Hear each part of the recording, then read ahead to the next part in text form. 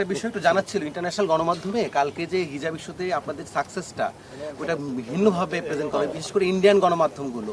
তা আপনারা হিজাব নিয়ে বিশেষ করে ইন্ডিয়ান গণমাধ্যমের নিউজ যে হিন্দু শিক্ষার্থীরা আতঙ্কে আছে, হ্যাঁ, এটা একটু পরিষ্কার করবেন সবাইকে। এটা আপনারা তো ওখানে ওই হাউসে ছিলেন, সিনেট ভবনে যখন অ্যানাউন্স ছিল, ধরেন সারা রাত স্লোগান হয়েছে, সারা রাত গান হয়েছে, কবিতা, স্লোগান, আনন্দ সবকিছু হয়েছে।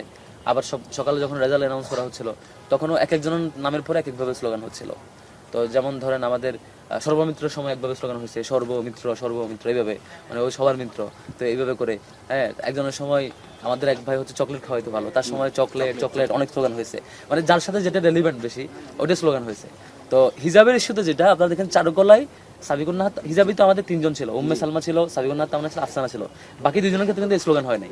স্লোগান হয়েছে কার ক্ষেত্রে? স্লোগান উম্মে সালমার ক্ষেত্রে স্লোগান হয়েছে ভাবি স্লোগান হয়েছে, কারণ হচ্ছে সে আমাদের রায়হানের ওয়াইফ, আরেকজনের প্রার্থীর। তো এইভাবে স্লোগানটা ওই ব্যক্তির রেলিভেন্সির উপরে ডিপেন্ড করছে। আর সাবিকুন নাহার তামনার ক্ষেত্রে এটা করতেছে কেন? চারুকলায় তার ছবিকে বিকৃতভাবে একে শিং এঁকে দিয়ে তার হিজাবকে বিকৃত করা হয়েছিল। এটা একটা হিজাবোফোবিয়ার সিম্বলিক রিফ্লেকশন আর কি। তো সেখান থেকে একটা ভয়েস রেজ করা হয়েছিল যে আসলে হিজাবোফোবিয়াটা আসলে বিশ্ববিদ্যালয়ে চলে না। বিশ্ববিদ্যালয়ে যে ড্রেস পরে যিনি হিজাব পড়তে চান তাকে আপনি পিছন থেকে এসে গোপনে এসে তাকে বিকৃত ছবি করবেন অথবা তাকে ডিপার্টমেন্টে হেনস্থা করবেন, এই জিনিসগুলো বিশ্ববিদ্যালয়ে না চলা উচিত। সেই ভয়েসটা শিক্ষার্থীরা সেখানে রেজ করেছে ওই স্পেসিফিক ওই ইস্যুতে।